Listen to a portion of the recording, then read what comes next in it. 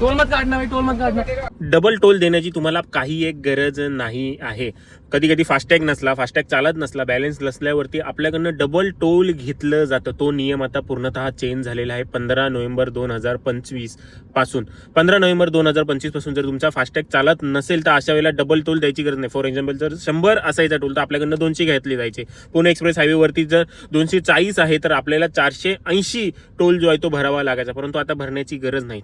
तुम्ही जर कॅशमध्ये पेमेंट कराल तर तुम्हाला डबलच भरावं लागेल, परंतु जर तुम्ही UPI नी म्हणजे फोन पेनी, इंटरनेट बँकिंगनी पेमेंट कराल तर तुम्हाला जे आहे ते फक्त 25% एक्स्ट्रा भरावं लागेल. म्हणजे 100चा जर टोल असेल तर तुम्हाला फक्त 125 रुपयेच भरावा लागेल. जर तुम्ही कॅशमध्ये द्याल तर तुम्हाला 200 भरावे लागतील, पण जर तुम्ही UPI नी पेमेंट कराल तर तुम्हाला 125 भरावे लागतील. तुम्हाला समोरचा टोलवाला कधीच सांगणार नाहीये की तुम्ही जे ते UPI नी पेमेंट करा, तर तुमच्याकडनं डबलच घेईल कॅश मधली.